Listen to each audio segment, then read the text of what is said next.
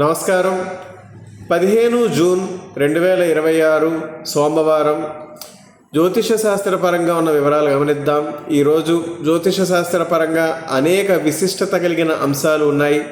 వాటి గురించి తెలుసుకునే ముందు ఈరోజు భరణి, రోహిణి, పుబ్బ, హస్త, విశాఖ, శ్రవణం, శతభిషం మరియు పూర్వభాద్ర ఈ జన్మ నక్షత్రాల్లో జన్మించిన వారికి అనుకూలమైన రోజు.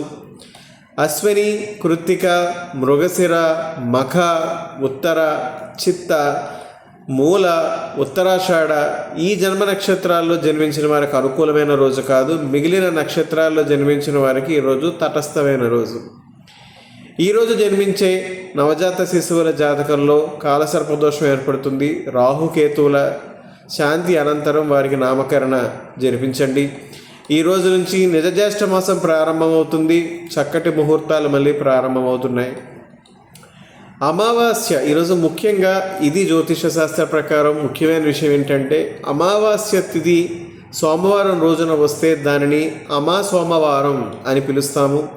సోమవారం చంద్రునికి మరియు పరమశివుడికి ప్రీతికరమైన రోజు. ఇది మీలో చాలామందికి తెలిసిన విషయమే. సోమవారం రోజున పితృదేవతలకు ఎంతో ముఖ్యమైనటువంటి అమావాస్య కలిసి రావడం వల్ల ఈ రోజున పితృదేవతలను తలుచుకోవడానికి ఆధ్యాత్మికంగా గొప్ప ప్రాధాన్యత ఉన్న రోజు. ఈ రోజున పితృదేవతలను తలుచుకొని తర్పణాలు ఇవ్వడం లేదా వారి పేరుపై అవసరార్థులకు దాన ధర్మాలు చేయడం వల్ల పితృదోషాలు, వంశపాపాలు తొలగిపోయి వంశాభివృద్ధి జరుగుతుందని మహాభారత యుద్ధ సమయంలో భీష్మ పితామహుడు ధర్మరాజుకు వివరించారు. వ్యక్తిగత జాతకంలో చంద్రగ్రహ దోషాలు ఉన్నవారు ఈ రోజున చంద్రుడిని పూజించడం వల్ల మానసిక ప్రశాంతత లభిస్తుంది.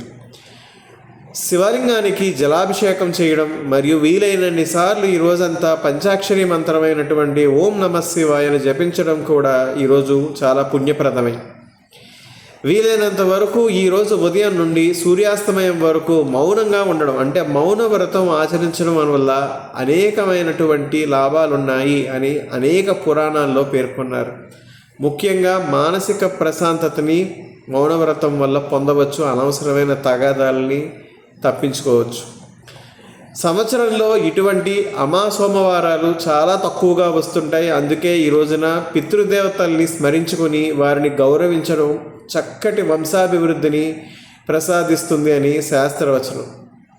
కాబట్టి మన పితృవంశాలని, మనకి ఈ జన్మకి కారణమైన పితృదేవతల రుణం తీర్చుకోవడానికి ప్రయత్నం చేయండి. వారి తరపున ఈరోజు ఏదైనా ఒక మంచి కార్యక్రమాన్ని చేయండి. చాలా చక్కటి అనుకూలమైన దినం ఈరోజు. పితృవు సంబంధీకులందరినీ గౌరవించుకోవడానికి అమావాస్య కలిసి వచ్చింది, సోమవారం కలిసి వచ్చింది. చాలా మంచి దినం ఈరోజు. సోమవారాలు చాలా ప్రత్యేకంగా ఉంటాయి, అంటే చాలా తక్కువగా అరుదుగా వస్తాయి. కాబట్టి అందరూ ఉపయోగించుకోండి. మీ పితృదేవతల్ని స్మరించండి. వారి పేరు మీద అవసరార్థులకు దాన ధర్మాదులు చేయండి.